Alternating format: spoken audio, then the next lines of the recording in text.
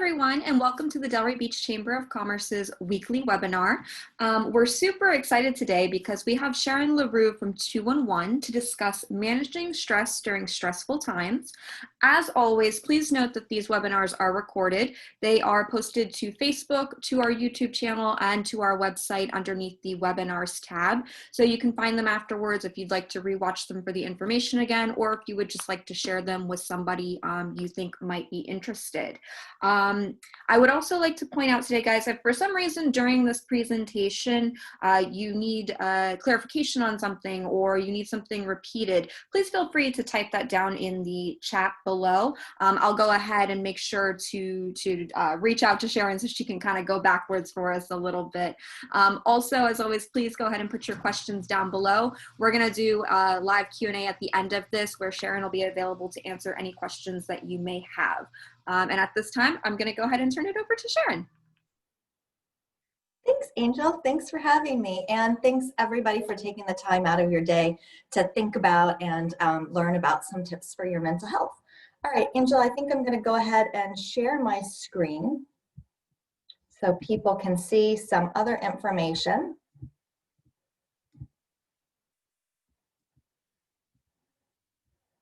All right.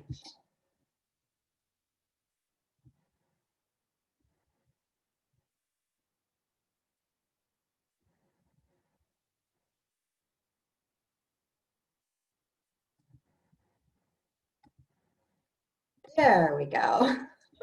All right, so if everybody's with me now, I'm going to talk about managing stress during stressful times, which I think we would all agree this has been. So in the presentation, what we're going to do is I'll give you a brief introduction to myself, a little bit of information about the 211 helpline, who we are and what we do. I want to set the stage by talking a little about mental health in the US and the impact that we've seen since the pandemic, the impact that stress has on our mind and body, and what I'm calling the not so secret tips for happiness. And then we'll wrap it up with some final thoughts and then the Q&A.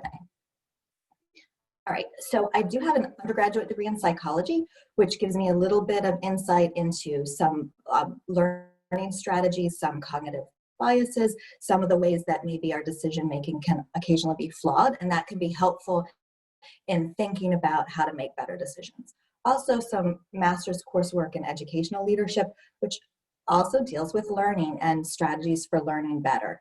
And then the hands-on work experience. I've been in the social services sector for pretty much my whole career and now at the crisis line. And then, of course, life experience, which I think we all would agree is the best teacher of all. So to tell you a little bit about 211 and who we are and what we do, our vision is that we would like to see a community where people in crisis receive the information and support that they need when they need it to be able to weather life storms. So how do we do that? We do that by connecting people. We have a suicide prevention and crisis intervention team. We are available 24/7, any hour of the day or night. We connect people with information and services. We call that information and referral. We have emergency counseling and assessment, advocacy programs for vulnerable populations like families with a special needs child, for the elders, for our veterans and young children. We also have a community resource database. So a lot of people don't know this, but if you go to our website, 211palmbeach.org, you can find all of the services that are available in this community. We have a staff person who keeps this up and keeps it current, and it's all right there for you. As of today, we have over 1,600 different agencies represented in this database that represent literally thousands of different services for this community. How do you access us? You can call us easily by dialing the 3-digit 211 number, 211. You can text us at 898-211. You can chat with us online. You can go to the website and click the chat button, or you can email us. So what we try to do is be available any way that you need us. We want to be there for you. All right, so now talking about framing the situation, the mental health crisis in America pre-pandemic. So before the pandemic set in, the data suggested that about 1 in 4 people would deal with a mental health issue in their lifetime. So the reason I start with that statistic is that it reminds us that mental health issues are not something that other people have. They are part of the something that happens to many people, part of the human condition. Just like we know that people may sometimes sprain their ankle, break a leg, be in a car accident. These are challenges that many of us are expecting to face at some point in our lifetime, and mental health challenges are similarly common. So we need to stop making them other and make them more part of our unified experience, and similarly focus on the healing and the strengthening, what we need to do to recover from these challenges. We know that youth are experiencing more mental health issues than ever before, both with major depressive episodes and reports of anxiety being up. And we know that one of the saddest statistics is that the suicide rates and suicidal thoughts are way up. So again, this is pre-pandemic, but suicide ranked as the 10th leading cause of death in the US. And that is a terrible tragedy. And even more serious is that for youth, 15 to 34, it's the second leading cause of death. So we need to be talking about this. We need to be thinking about strategies. We need to be helping one another be stronger and heal. All right, so now, since the pandemic, what are we seeing? So with the mental health crisis post-pandemic, we are talking about what we're calling a third wave. So the first wave being the pandemic itself and the impacts of that. The second wave being the ripple effects of the economic crisis we're seeing around the pandemic. And then the third wave we expect to be the mental health crisis. So some of the things that we're seeing right now are that the CDC issued a report and has found that about 40% of respondents surveyed, this was in June, reported struggling with mental health issues or substance abuse. 11% reported thoughts of suicide. That's a really startling and concerning number. That's compared to about 3% prior to pandemic. We're getting reports that substance use has more than doubled. And another stat, this actually comes from FEMA, is that typically post-disaster, the suicidal thoughts occur about 12 to 18 months following the event. So right now we're still in the thick of the event with COVID. So people are thinking about survival, paying their bills, managing day to day. Sometimes the trauma sets in a little bit later. So we need to, as a community and friends and businesses, employers, be thinking about how we're going to prepare for this and help people cope with these challenges as time goes on. So I won't spend a lot of time talking about stress because we all know it's not good for us, but over time, stress can affect your body, your thoughts, your feelings, behavior. So on your body, people may get headaches, muscle tension, chest pain, fatigue, upset stomach, sleep problems. It can affect your mood, anxiety, restlessness, lack of motivation, feelings of being overwhelmed, irritability, depression. It can change your behavior, encourage people sometimes to overeat or undereat, have outbursts, turn to substances. Some people withdraw, all kinds of things that are not good. So we want to talk about how can we deal with that. Stress, of course, affects us physically. So just a quick comment about that. What happens is it triggers that fight or flight response that we've heard so much about. So our brain activates our adrenal glands. It releases stress hormones, adrenaline and cortisol. That's revving up our heart rate, our blood pressure, our blood flow, so that we can be prepared to fight or flight. That is an important feature why stress is not always bad. It's important to keep us from harm, but at the same time, what can happen is if it's chronic and ongoing, it can be really unhealthy for our bodies. So what we want to talk about when we're thinking about making changes is how to do that. So I like to tell the white elephant story, which I'm sure many of you have already heard, but what happens if I ask you to not think about a white elephant? Well, if I say don't think about a white elephant, then everybody's going to immediately think about a white elephant, right? So what that reminds us is it's almost impossible to tell ourselves to not think of something.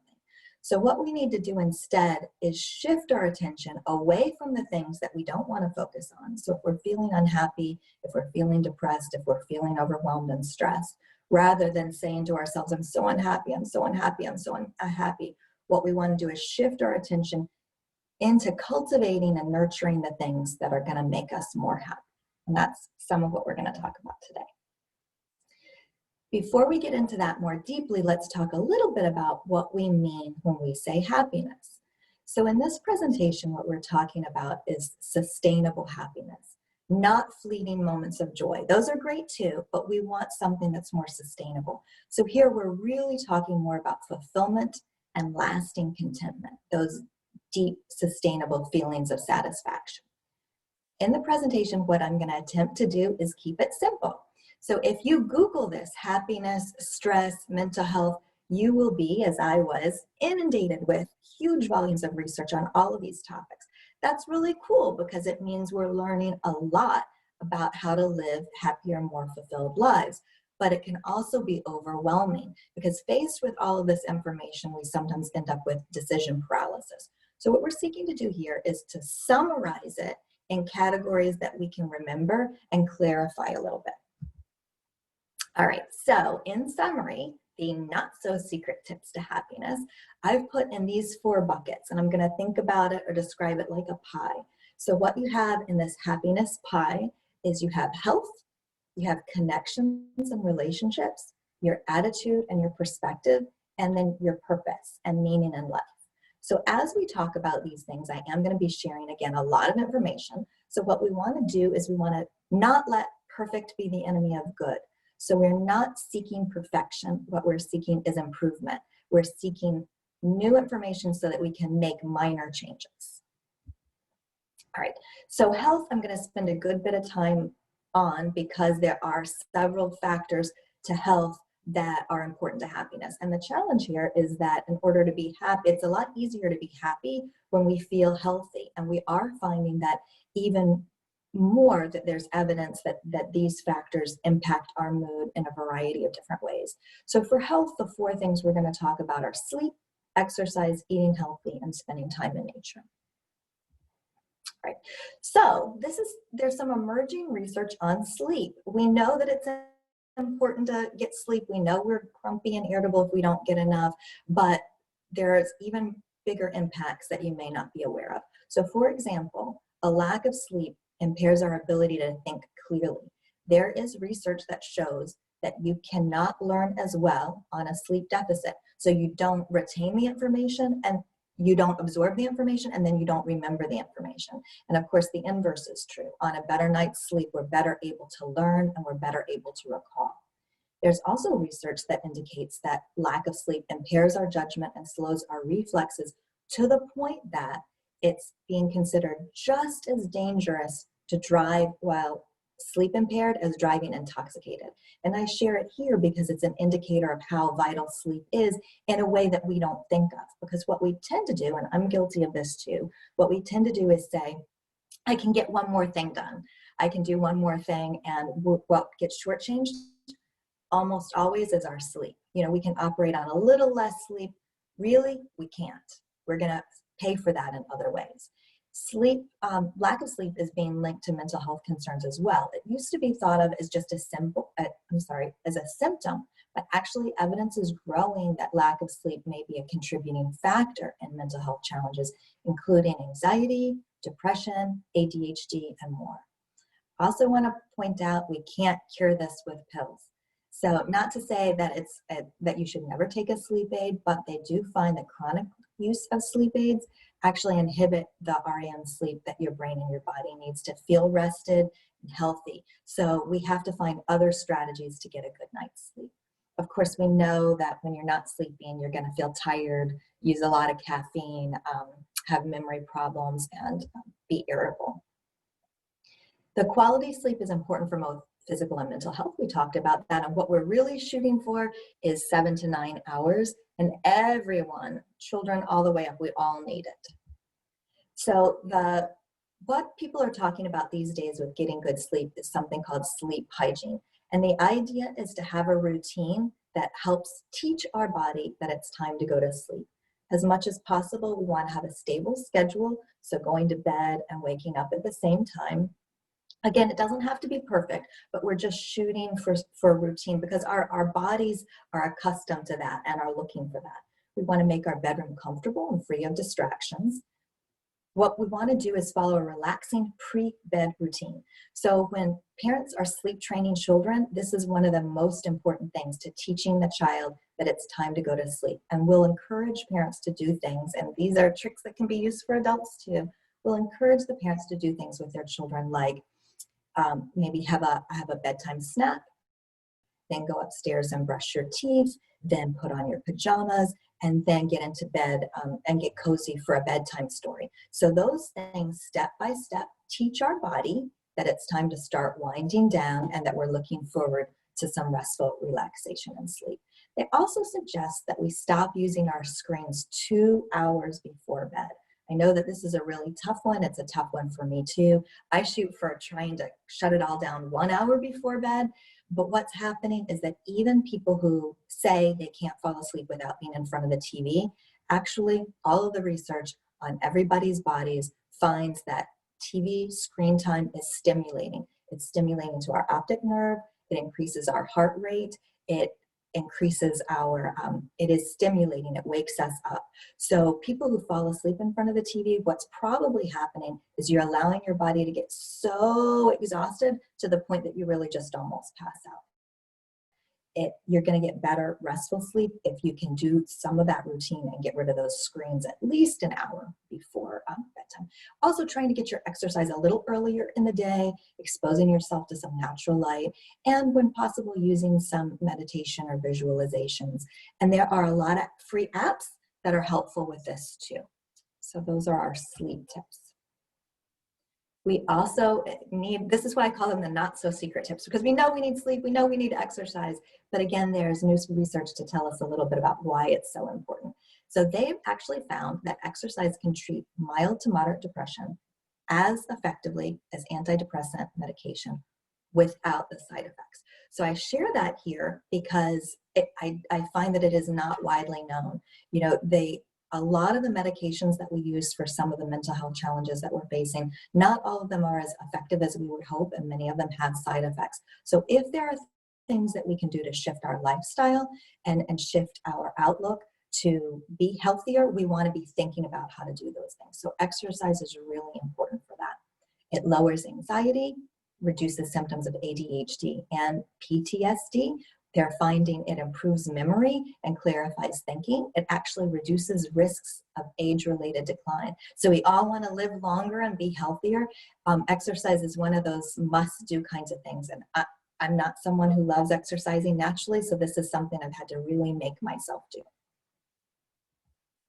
It promotes a lot of changes in the brain, relieves tension and stress, releases those feel-good hormones, the endorphins, boosts the brain's dopamine and norepinephrine, serotonin levels. Those are things that affect our focus and our attention. It reduces the stress hormones, the adrenaline and the cortisol. It actually produces new neural growth, reduces inflammation, improves circulation. It can help us build healthier habits and shift some of the old mental patterns that we may have developed through early traumas. So it's a really important strategy to shift those patterns in our minds. Promotes feelings of well-being and calm. It can actually act as a meditation. It helps us feel accomplished and again improves that concentration and memory. All right, so exercise tips. What we're looking for here is moderate exercise. So we don't have to train for a marathon. We don't have to, we're not prepping for the Olympics. This is moderate. So the idea being that you would be able to chat, but maybe not to sing. That you're gonna feel warmer, but you're not gonna feel terribly overheated. The ideal would be 30 minutes, 5 days a week. I know most of us can't do that. I certainly know that I don't, but that's what we're shooting for. Research has found though that even 10 to 15 minutes shows benefits. So the main idea is to just move. Fit in moving whenever you can move. And when your choice is to move or to not move, you want to move. So you want to start small. If you're not doing anything, a 5-minute walk is just fine. And I'm going to share with you that when I started doing this, I would get up and walk and my kids would tease a little bit, you know, Mom, that's not getting you anywhere. You know, you need to run or you need to go faster or you need to do more. And I would say walking for 5 minutes is 5 minutes better than sitting on the sofa in front of the TV. And that's true. So any movement that we're doing is better than not moving. You want to try to find something fun. You want to try to find a partner. These are all strategies that are really helpful. And they have found that if you can't get the exercise during the week, which is better working throughout the week, but if you can't, even squeezing in some exercise on the weekend has a lot of benefits, almost as many as having a regular full week routine. You're going to have to plan and set goals. So before the pandemic, when I was going to the gym a little bit, I know that if I didn't go straight after work, if I tried to go home first, I would never get there. So I would have to tell myself, today I'm going, and then you go, you set your plan, you set your intention, and you try to follow through with that. Also be sneaky, sneak in movement wherever you can. I love this statistic that fidgeting increases calories you burn by up to 30%, resulting in 300 to 500 extra calories a day. Now, we're not focused here on the calorie burning, but I share it because it means that when we're moving, when we're fidgeting, that we are using our bodies, and that's what we're trying to do. So take the stairs, take those extra steps, and don't forget to think about how you're going to reward yourself for being so good and getting out there and getting some exercise. All right, now I'm going to talk about some healthy eating stuff. And again, I'm trying to share newer research or different information that I haven't heard as much talked about in the public. So there's something that's being discussed in mental health circles now called the psychobiome. And what this is our brain-gut connection. So we hear a lot these days about gut instincts, a gut feeling. Well, we are finding that there is a much more significant connection to our gut, our digestion, and our mental health and our brain and thoughts than we ever before understood. So one of the things that's happening is that almost 95% of our serotonin is actually produced in our intestinal tract. And our intestinal tract is lined with 100 million nerve cells. So when you think about it from that perspective, it makes sense that what's going on there is likely to impact the rest of the body. So what we want is we want to have a healthy gut biome. And so what they're finding is that there are really significant differences between an unhealthy gut and a healthy gut in the way that we feel physically and in the way that our mental health state presents itself. So now we're going to get to all the things that we do already know, which is why it's the not so secret secrets. Unhealthy diets that are high in refined sugars, fast, and processed foods have been found to disrupt your insulin production. This is part of why, an unhealthy diet is more correlated with diabetes and some other health problems. It increases those free radicals, which make us more prone to disease as well as early aging, and increases inflammation. There's really a lot of problems, but I just highlighted those few. So what are we supposed to do? We're supposed to do all the things we know we're supposed to do, which is eat more vegetables, more fruits, unprocessed food, try to increase the quantity of fish, and have smaller, modest amounts of lean meat and dairy. Again, reducing the sugars, that's really the biggest one. Adding in fermented food, which act as natural probiotics to help a healthier gut. And we're not trying to be perfect. Nobody has the time and energy. We're not perfect people. What we're trying to do is choose more of the healthy and less of the not healthy. That's all we're trying to do, is just nudge it towards healthy. And one of the tips that I read, which I thought was really cool, is that to manage our eating habits and our consumption, because a lot of us are guilty of eating more than we need to, which then leads to weight gain. Literally, just choosing a smaller plate has been shown over time to result in a lot less consumption. So just pick those smaller plates. The corresponding fact here was that they found that in the US, the plate size, our actual dinner plates, have gotten considerably larger than they used to be in the 60s and 70s. And that's true at restaurants too. So today, instead of what used to be maybe a plate this size, we're going to a restaurant and we're getting a meal this size. And that really encourages a lot of extra eating. All right. There is also a lot of research that tells us to get out in nature. And it's amazing. It's research on if you spend time near water, it's good for you. If you spend time in the woods, it's good for you. The mountains are good for you. The theme is really just to get out into nature. It reduces stress. It helps lower anxiety. It improves depressive symptoms. It elevates your mood. It even improves memory. So the tips here is that what we hope to do are 20 to 30 minutes 3 times a week. Again, that's really difficult for a lot of people. They do find that regular weekend trips to nature are almost as effective as planning that out throughout the week.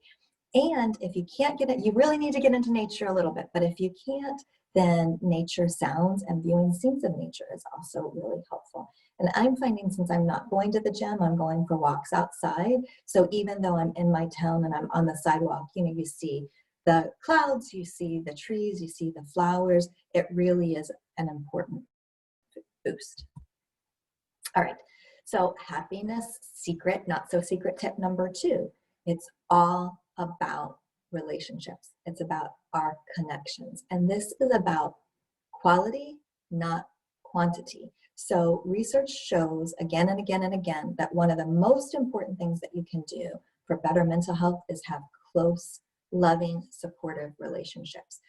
People with strong relationships live longer and report being happier.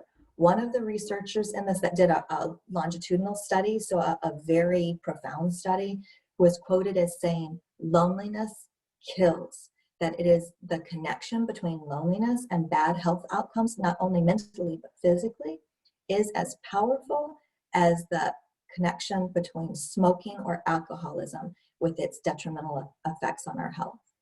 70% of people reported that loneliness or isolation was a top factor in contributing to mental health concerns. So again, all of the research is coalescing around the understanding that it's really, really, really all about people. So relationships reduce stress and improve our well-being. You can do a variety of activities. So this, even asking for help or advice, or offering help and advice or affection, all kinds of different things, as long as you're engaged in a supporting relationship with your friends, with your partner, with your children, with your community, wherever that is.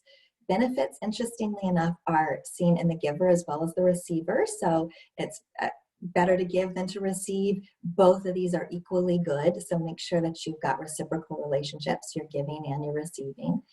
It helps to connect us to our purpose, and it goes back to that idea we talked about in the beginning of focusing our energy on the areas we want to grow. You want to make sure you find a community, and if you're not already part of a community, you might have to find that you may have to cultivate your own tribe, so your circle of friends that you can count on. There are a few stories on the research that I want to share with you because they are so amazingly profound. One that I found incredibly moving. They were studying pain and the impacts of pain on our mind and the ability of supportive relationships to help mitigate that pain. And what they found is that literally, if you hold the hand of a partner that you love, when you're experiencing pain, the level of pain you experience goes down. So again, I just found this so compelling that love and holding someone's hand literally helps you feel less pain. It's amazing. They're finding that people in supportive relationships recover faster from surgery. We live longer. There was even a study that showed that people that go home after heart surgery to a supportive partner are 3 times more likely to survive after heart surgery. So friends, friends, friends. It is one of the most important things we can do for a fulfilling life. So how do we either get those connections or build those connections? It's really all about time. And I think I said in the beginning, our most precious resource is our time. So we have to think about where we're spending it and how we're spending it. So in order to have quality relationships, so these are not surfacey relationships. You know, happy hour or Facebook is only as good as it brings you deeper connections. So you have to set aside time to connect with friends, with family. If you don't feel like you have a rich friend network now, volunteering is a great way to begin building that. You have to be present. I know we always want to check our phone, Facebook, emails, and I'm terribly guilty of this because I have work that I feel like is extremely important and compelling. But my husband will remind me, put the phone away. So we cannot be connected to our phone all the time. We have to make sure we're present to build the connections, the deep connections we need. We have to listen. We have to really actively listen to what other people are saying to us in a non-judgmental way and concentrate on their needs in that moment. And we have to be prepared to share. So again, it's reciprocal. So in order to feel supported and loved and appreciated, we have to actually be honest with people about how we're feeling and allow ourselves to be listened to and supported. So luckily, I get the privilege of working in a very supportive environment in the social services sector. But some people that have come to us from more corporate settings have said, it's so nice that when people say, how are you, you really expect an answer. So that's what we should all be working towards, is that when we say, how are you, we're really trying to connect with that person. What's going on? How are you doing? We also want to recognize any unhealthy relationships, because this is about positive, supportive relationships. Toxic relationships are harmful, and it's actually healthier to be alone than to remain in an unhealthy relationship. So we need to pay attention to what's healthy, to what's serving us, to what's helping us grow. And again, we want to put our attention into nurturing what's healthier and take our attention and our time away from the things that are unhealthy. So we're seeking quality. We want to be intentional. We want to ask ourselves, what makes me better? What makes me healthier? What helps me grow? All right, attitude. This is another one that we talk a lot about, and yet it's so incredibly profound. Attitude, outlook, there's a lot of research behind this. We know we cannot control what happens. Loss and adversity are part of the human condition. We have to be realistic about this. We know that if we live a long, healthy life, we're going to face challenges. We're going to face loss. So we have to think about, how do we cope with these things? We want to focus on building resilience and think about our outlook in these three key areas. So it's our attitude and our perspective.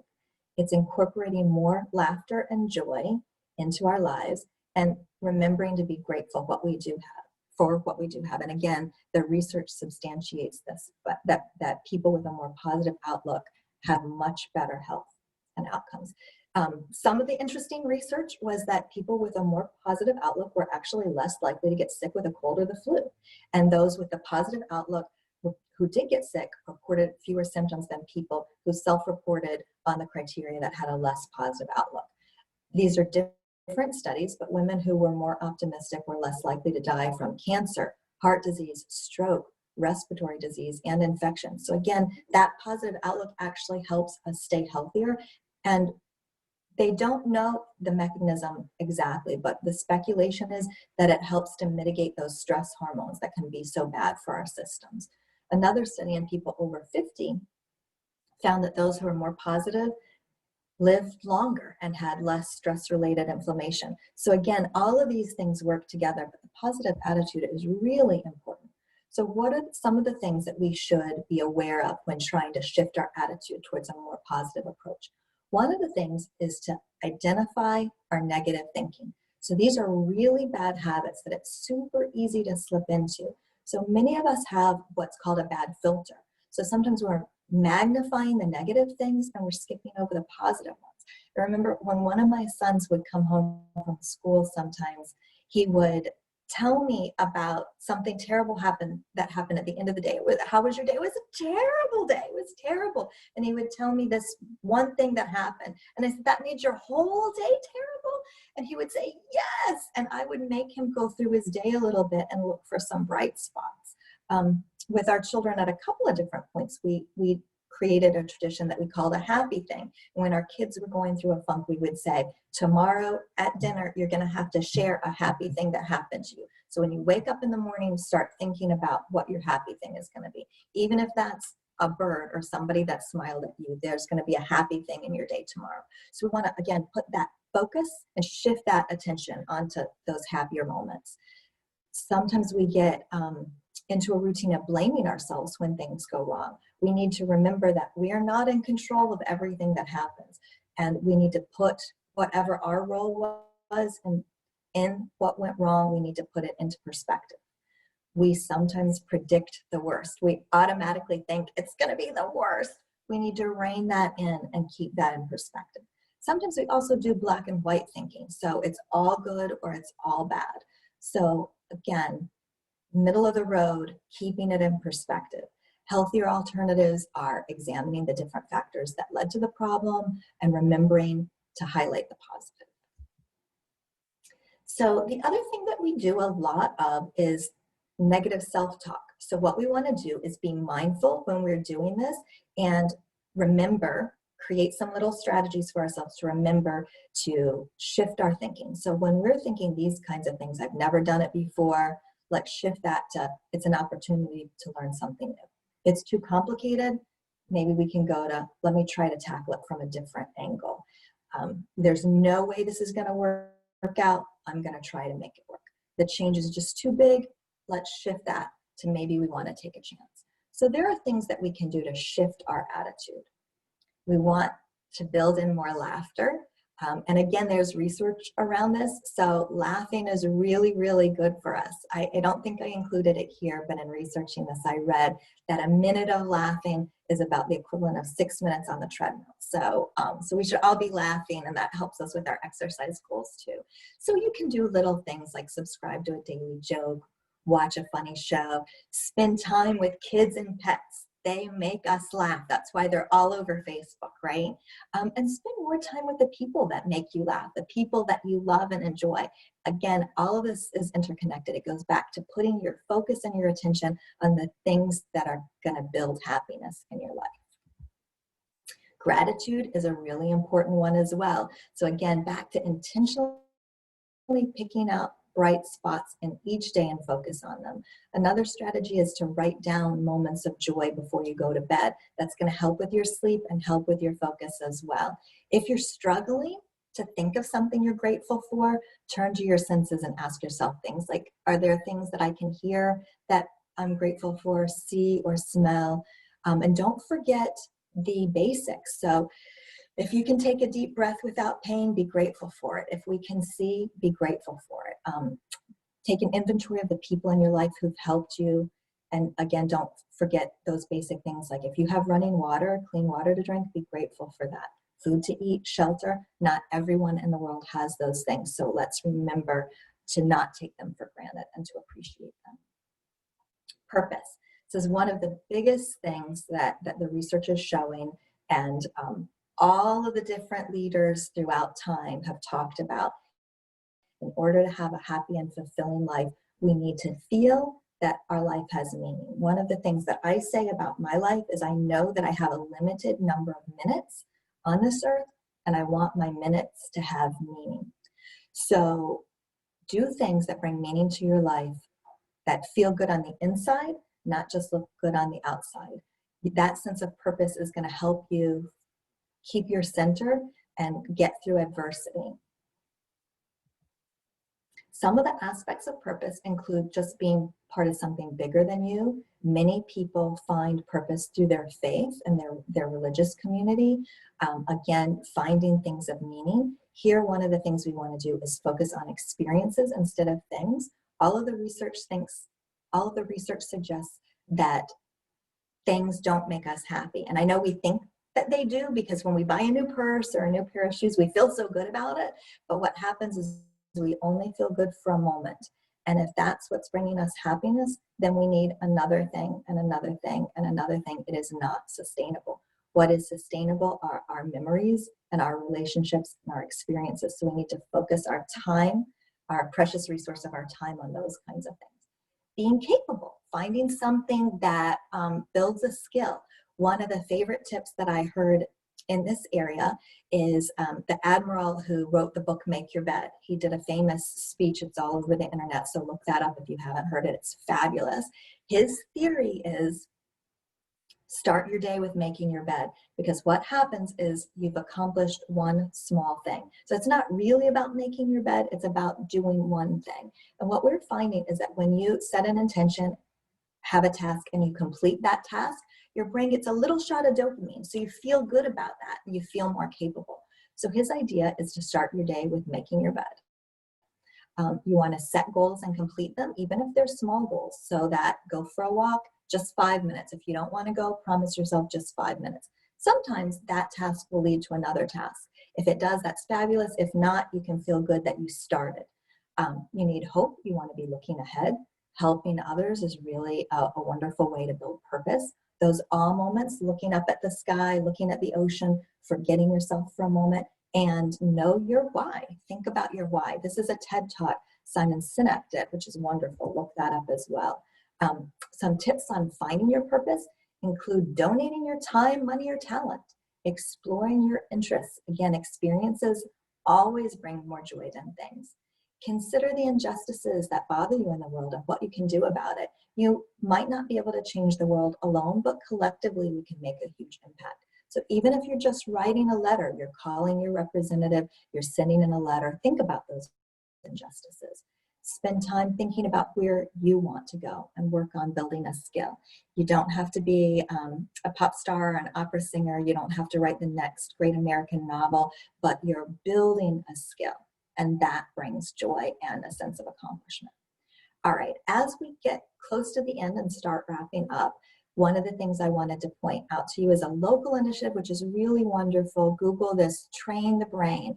So they have a brain health pledge. I'm going to take care of my brain every day. I'm going to try to sleep, add fruits and vegetables to my meal. I'm going to get active, find ways in each day to calm my mind, spend time with friends and family, show kindness to all people. So they've got lots of tips and tools that help us live a healthier life.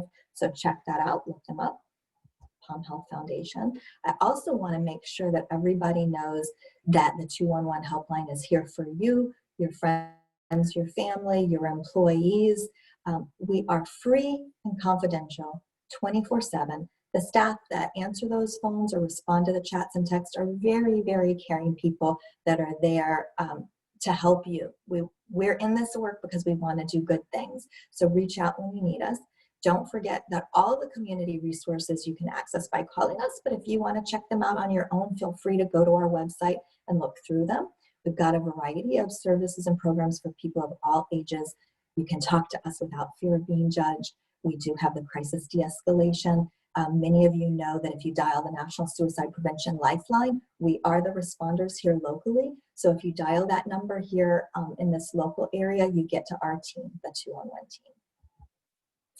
If you want to continue exploring this, I want to invite you to our fall event, which is coming right up on November 12th. The theme is, because we've all been through such a rough time, the theme is humor, hope, and healing. And we're really excited about the speakers. We've got Tim Shriver, who's done amazing things in the community, and we wanted to bring a comedian in as well. So we're going to have Lisa Corial, who's going to give us some fun and some laughs. It is virtual, so the ticket prices are more affordable, and the cost of those tickets does support our vital work running this helpline, which is a nonprofit. All right, so final takeaways before we go to questions and answers. You gotta focus on your health, connections, attitude, and purpose. So what I'm gonna tell you to do is get some rest, make your bed, eat more veggies, go for a walk with friends outside, look up at the clouds and think about how many beautiful things you can find in this day, and ask yourself, what do you want to do with this gift of tomorrow? So with that, I'm going to move to questions and answers. Angel, are you still there with me? I'm going to stop sharing my screen so I can see you again. I am here. Just give me a second. All right, everybody. If you do have any questions, please feel free to go ahead and type those down in the chat below, and we'll make sure that we get them asked for you. Some of the things that really resonated with me from your presentation, I really like deep connections. And I'm just going to use your example of happy hour. And it's so funny because, I mean, I could go to a happy hour and leave feeling almost mentally drained. And then there's other times, if there was that conversation or there was that connection, that I leave just feeling so uplifted and great. And, you know, it makes you kind of want to do it again. You do crave it a little bit. And then also too, about attitude. It was so funny because when you were saying it's helpful to identify negative thinking, this is something my husband and I do all the time. We will come home from our day and we will maybe discuss that negative thing, because to us, we feel like we're venting and we feel like we're getting it out. But as you were talking, I was like, it probably does make more sense, instead of harping on whatever it was for an hour, you know, of course, touching on whatever it might have been that bothered you, but also finding that one thing that made you feel happy for the day, because there is always something. And it's always good to remind yourself of that. So again, guys, please, if you do have any questions, type them down below. We'll make sure to get them asked to Sharon. I was actually kind of shocked to hear that 1 in 4 will deal with mental challenges or mental issues throughout their life. That is just such a shocking number, and that could be anybody, your family member, your coworker, and it really puts it into perspective. So with that, how can I help someone that might be having thoughts of suicide? So I want to make sure that everyone remembers that if first of all, go to our website and check out, because there's a lot of information on that on our website. And we also do some training. There are there's first aid for mental health kind of training that you can take. But if you're talking to someone and you're hearing some red flag statements, they're saying they might not want to wake up in the morning, they're acting different, they're giving away things, you want to make sure that you get them connected to help. If it's urgent, obviously call 911. If it's not urgent and they're in a funk, but they're really struggling, encourage them to call us, because we are here for them, and tell them, now that you know about us and you've met us, you know who we are. Tell them that there are caring people there that want to talk to them. If they really are not willing to reach out, we are able to reach out on your behalf. So if you have a friend, your friend named Susie, you're really worried about them, you can call us and say, I'm just so worried about my friend Susie, can you call and check on her? And with your permission and that person's contact information, we will actually initiate a call and say, hey, Susie, ideally you'll give us permission to use your name. We just wanted to check on you because your friend Angel is so worried about you. Can you tell us what's going on? Do you want to talk? And often people are very surprisingly receptive to that, once you get them started. So we're happy to do that for you as well. Wow, that's amazing. I did not know that. I always kind of thought like if you felt that way, you had to take the initiative to do it and kind of help yourself in that situation. But that's really, really great to know, especially if it's someone that you really care about and you just want to make sure that they're okay. So you mentioned that 12 to 18 months post disaster is sometimes when a lot of these suicidal thoughts can occur or these traumas can arise. What is it what are some things that cause it to happen in that time period after and not so much during the issue itself? So we're not sure, but here's the speculation. The speculation is that when a disaster first hits, we all, there's a researcher who has this hierarchy of, he calls it, of self-actualization. So the idea is it's a pyramid, and at the base, you're worried about survival. So at the base, you're worried about food, shelter, and safety. So what's likely to happen is that in the immediate aftermath of a disaster, people go into action mode trying to make sure the basics are covered, just the basics. But this can be exhausting over time, and we can use up some of our reserves. So our financial reserves, our emotional reserves, even sometimes the reserves of our friends or family can be strained. So over time, that chronic stress can really result in people feeling hopeless. And it's at the points when people begin to feel hopeless that they may have these more desperate thoughts. So we want to get to them and talk to them and make sure that we're keeping it in perspective, that the research really does suggest that many suicides are preventable, because in cases where they've been able to interview people who made an attempt and then survived, they've said in a surprising number of cases that it was an impulsive decision. And so what we want to do is we want to put space and time in between that desperate thought and any action. And when we're doing that, we're able to save a lot of lives. Wow, that's another fun fact, or not fun fact, but a fact that I didn't know. I don't know. I don't know why I had this presumption that when people had those thoughts, they had just been planning it for a really long time, and that it wasn't quite so impulsive. So I mean, that's amazing to know that it is something that can be stopped, ideally.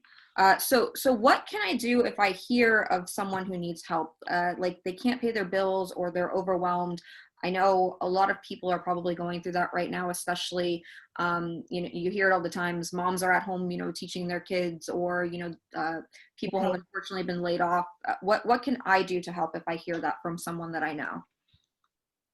Ideally, the best thing to do is to share with them what you know, what you've learned today about our service, because people's situations are very, very complicated. So if they call us, what we can do is we can listen to them, we can empathize, and then we can find out more specifics. So for example, we can get their zip code and we can look for services that are near them.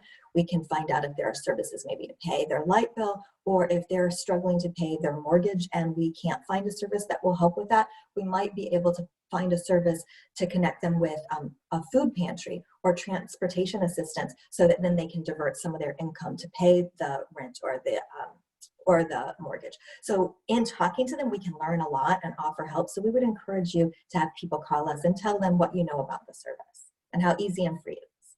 So what kind of advice would you give to let's say, for example, to me, and I have a friend that I know is going through this, and what advice would you give in approaching them, especially if they might be the type of person that says, I don't need the help, I've got it, I'm doing fine on my own? Right. The kind of thing that I say to people is that I know you've never asked for help, and you might not even need it, but you might know somebody who needs it. I just listened to this thing and I didn't know, I don't know if you know, but there's this group called 211, and you just call them and they've got like all this information online, and there's a website too, that has all kinds of tips and resources and stuff. So I know I'm going to check it out because I've been a little bit stressed and I wanted to make sure you knew too. So take off a little bit of that direct pressure to them, so that way they're not feeling attacked, kind of. Exactly. You're not necessarily saying, I really think you need some help. You're Right. saying, I learned about this cool thing and I want to share this with you.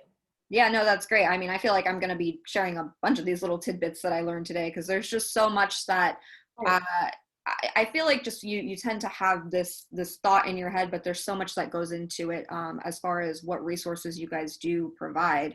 Um, where can we go if we need support or information related to COVID-19? Do you have any suggestions or anything to share about that? Yeah, and yeah, I'm glad you asked that because it's also on our website, but I should share a little bit. There are two different places you can go. On our website, we have all of the 1,600 services that I mentioned that are in our database if you go click resources, but we've created a coronavirus specific landing page for services that are changing. So for example, the testing sites that keep popping up and closing down, food distribution locations that might just be for one afternoon, the unemployment, the pandemic benefits, the executive orders, all this stuff that's changing constantly since the pandemic hit, all that's on our landing page. So if you go there and you click coronavirus, you'll see that landing page. You can even click which county. We serve 5 counties. So it's got county specific information, state information. It's all right there for you. Quick links for commonly asked questions. So check it out. Oh, that's great, and especially that it's constantly updating. I mean, there's so many sites that they have information, but it's not updated. So Right. it could probably be frustrating in itself to feel like you've Right. finally gotten somewhere and then it's not accurate anymore. Right. Uh, You can rest assured that our staff are updating that all the time. Busy bees, busy bees. So let's talk about something that everybody deals with, or not deals with, but loves and uses, and might be experiencing fatigue from. That would be social media. Do you think that social media and technology is increasing mental health challenges? I know around here we kind of have a little bit of a running joke, not so joke, about Zoom fatigue. So what are your thoughts on that?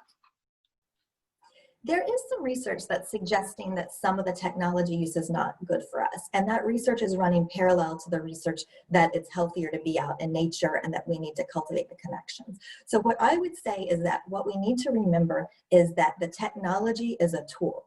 So we want to use the technology and drive our use with our own intention, not let the technology drive us. So if you use Facebook, because there have been some different studies on some negative and some positive, but if you use Facebook to connect with friends that you have a deep connection to, you see them in person, you talk to them, you share information, you share pictures with each other, you uplift each other, you share tips and articles, that can actually be very affirming and very healthy and nurture those relationships. But if your Facebook, and I'm using Facebook because that's the Right. one everyone talks about the most, Right. but if your Facebook experience is that it's very surfacey and these are not people that you have quality relationships with, and instead when you look at it, you're really just seeing a perfect picture of somebody else's life, and you're finding that makes you feel not good, and you're feeling like you're not measuring up, that's very, very, very unhealthy, because you're thinking you're getting a window into their life, but in reality, you're only seeing the highlights. Right. So if that's happening, you need to put some limits on your Facebook time. Maybe rethink who's on your Facebook friend list, right? And restrict that access a little bit for yourself. Instead, go for a walk with a friend. I loved the suggestion too about getting out in nature, because it really it does help to see, like, especially if you walk and there's just lush green everywhere. Here in Florida, we're very lucky to have that. So everywhere there's color, and it's definitely vibrant. And I do really love the suggestion as well to just say 5 minutes, because sometimes if you have in your head, that 30 minutes, or I want to do an hour, it's just like, ugh, I'd rather just sit here and scroll on Facebook. Like, no, I can put that down for a second and just 5 minutes. Let me take a little lap around the mailbox or something. So I do think that is a great thing to do. So what kinds of things are we hearing at 211? Like, when someone calls in, what are you hearing right now? So we're a helpline and a crisis line. So people are generally struggling, but right now in particular, the level of stress and anxiety is at a level we really haven't seen before, because at the moment, there's virtually no one that hasn't been impacted by this. So the kinds of things that people are asking about right now fall into two camps. One is people worried about the virus itself. They want to know testing locations. They want to know, what the executive orders are about masks. They want to know the latest guidance on, staying safe. Is it safe to go to the store? Those kinds of things. And people also worried about their family members. We got a call from a mom who just wanted to talk because her adult daughter is a nurse, and she's just terrified. Her daughter is, treating COVID patients, and she's terrified for her daughter's well-being. So she didn't need to see a therapist. She just needed to talk about this, and that's what we're here for. So we're hearing that, but we're also hearing from people who've been laid off, who've lost their jobs, and are struggling to pay their bills. So those are the two most common kinds of things that we're hearing about, but a high level of stress and anxiety and feelings of being overwhelmed. So you mentioned therapy, and that she didn't necessarily need to talk to a therapist. But in relation to that, how are the staff at 211 trained? Are any of them therapists? Are they all therapists? No, we're not. The staff are not therapists. So when you call our line, it's a helpline and a hotline. And so the staff get about 2 weeks of pre-service training on the Rogerian concepts of active listening and empathetic, non-judgmental counseling. So we are doing assessment, and we are using those principles, but they're not trained therapists. So for people that just want to talk because they are feeling overwhelmed and they just need a moment, we're there for them. If people are open to or feel that they need services from a therapist or a licensed clinical social worker, we have information on therapists that can help, and we'll share that. And so sometimes people are ready for it, sometimes they're not. We'll ask, if we're hearing patterns and things that sounds like they really could use some support, we will say, we've got information on therapists or counselors. Can we share that with you? So we offer it, and we have it available for people who need that or want that next step. So I personally love therapy. I'm like a huge advocate for it. I think it's great. Even if, your life is going perfect, I think it's still something that anybody and everybody can utilize. That being said, it can sometimes be a privilege due to the prices that it can be. Do you guys offer resources to help people maybe find options that are more affordable? Are there options out there that are, I don't know if there's grants or anything that allow people to go, for no cost at all? Yeah, no, there are actually a number of we're very fortunate in this community to have a number of nonprofits that offer different kinds of services. So there are several nonprofits that offer services that have therapists, and the payment can work in a variety of ways. The sliding fee scales kinds of things is the most common, but there are options that we give people when price is a concern. Absolutely. That's a concern for most of the people that call us and talk about that, because yeah. That's amazing. So kind of circling back to the call, because I can't imagine some of the things you guys are probably hearing. What might a call be like? Like, how does a call typically go? So what's typically going to happen is that our staff are going to answer, and they're going to say something like, this is the 211 helpline. How can I help you? So what we want you to do is talk first and tell us what's going on. it's very common that the way the call goes initially is that the person who's calling us, has a lot going on that they need to vent. So they're going to talk about all kinds of things that are going on. I'm worried about COVID, and my husband got sick, and now he's laid off, and now we can't pay our bills, and so there are a lot of things. So we listen to them, we empathize with what's going on, and then we'll talk about identifying things that we can do to help, and we'll try to help them prioritize. So you shared with me, all of these is going on. You mentioned that you can't even pay your light bill. Would you like some resources on helping to pay your utility bills? And then we'll let them guide where it goes from there. But that's the way a typical call might go. Kind of break it down into smaller, more manageable chunks to help kind of get them out of the way, which is great. So I really liked that you guys talked about healthier habits, things that you can do every day that are just little things. Get more rest, eat veggies, drink water, which I've been trying to do. I noticed I feel like when I do drink water, I feel much, I don't know, I just feel better. Like if I'm consistently drinking it throughout the day. So I've been consciously trying to do that. But how do you keep yourself motivated for these healthier habits? I mean, I'm sure I'm not the only one that's started a Monday like raring to go, and then by Thursday I'm like, just give me the soda or something. So hard. It's so hard. The research suggests that the single best way to have healthier habits is the key is the word that we already said, which is habit. So ideally what you want to do is you want to create a routine, and then then it's no longer a decision. Then you don't have to say, oh, I'm going to go for a walk after dinner, or do I want to go for this walk? It's part of your routine, and you do it without thinking about it. At that point, then it's not a weight on your mind. It's just part of your life. So ideally you're going to do that. In order to make it a habit, you're going to do things like, like I said, I'm not a big exercise fan. So the way that I did it is, I don't want to go for a run, but I want to talk to my girlfriend. So we would arrange a weekly walk. And so that got me in the head. So every week, then we're going to see each other because we're going to catch up when we go for that walk together. So getting a friend, making it fun, setting a routine, those are some of the best strategies. So if you miss a day, what advice would you give to people? Don't sweat it. So if you miss a day, you're going to try to go tomorrow.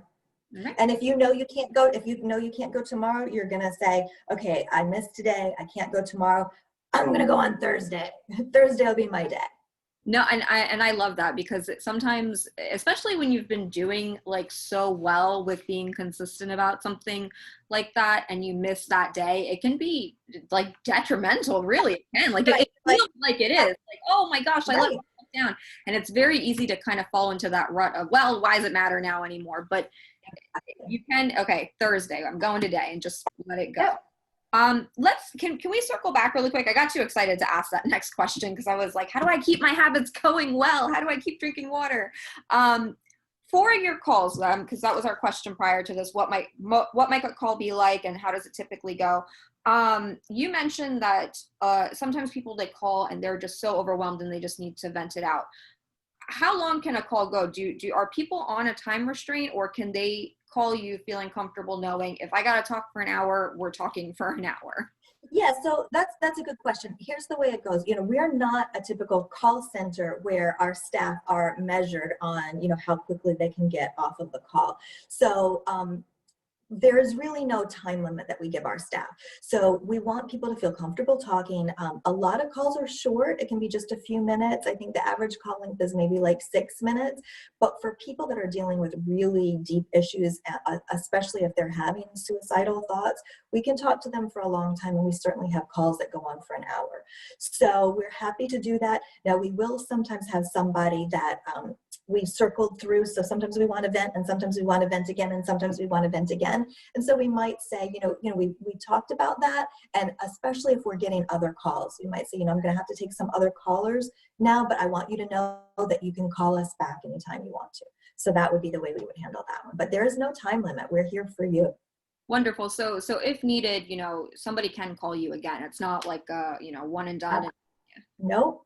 And it's anonymous and confidential. People can call, they don't have to give their name, because we want, people do have those feelings about being worried about being judged, and especially if they've never reached out before, we want them to know it's safe.